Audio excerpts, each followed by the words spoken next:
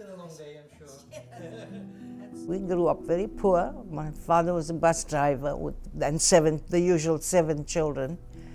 I tell the story because most people assume that in my country you are Indian, you are better off than the African people. Yes, so all of us were poor and we struggled together, and it's worth it.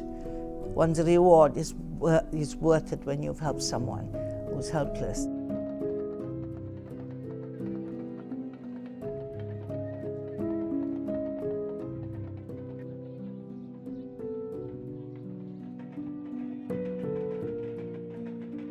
Obviously, we're very grateful for the collective action taken by the whole world to end apartheid. And I often cite that as a positive experience. I didn't think apartheid will end in my lifetime. So what happened? We had the collective support of people all over the world, even children. If we can achieve that, we can have a better human rights protection system.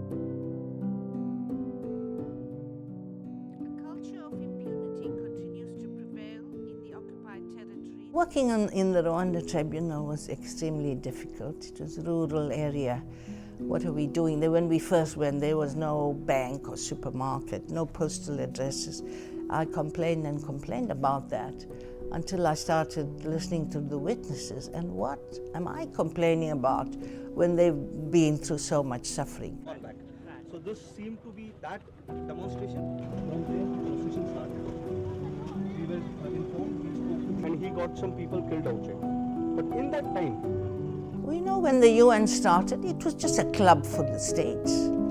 They didn't entertain civil society participation. So everything we have today for human rights protection, all the institutions, including the Office of the High Commissioner for Human Rights, did not happen just because the states woke up someday and said, oh, we have to do more to protect human rights. They didn't. It comes from the pressure of civil society.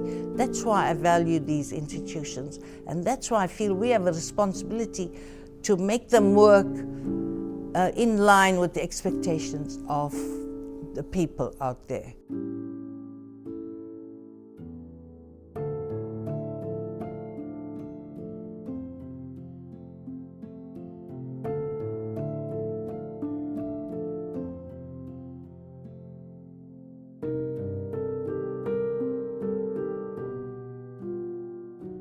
The Security Council having the vote is deeply frustrating. They're almost dysfunctional. Their job is there to ensure peace. And yet these conflicts and killings and maiming of children is taking place without any intervention by the Security Council. So I say it's a flawed system, but it's still the best we have today.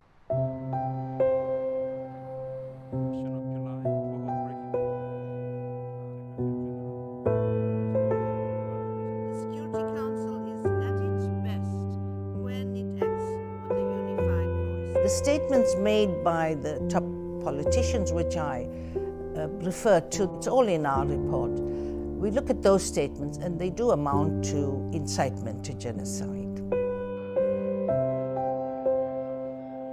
I would prefer that our critics tell us where did we go wrong, which piece of that evidence is false and why. Obviously they didn't let us in, but all right, so we got all this information, mainly from people inside Israel. Tell us which factor is wrong.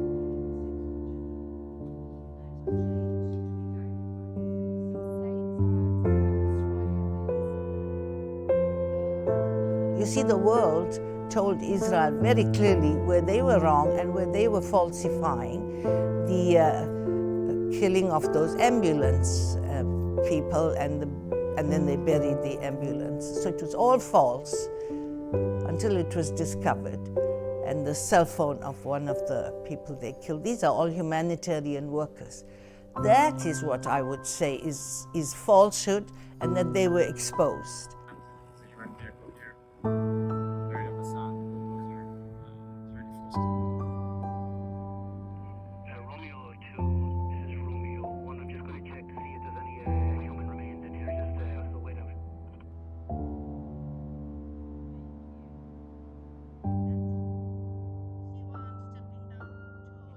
Analysis concluded that the State of Israel is responsible for the commission of 4 genocidal acts in Gaza with the specific intent to destroy Palestinians in Gaza.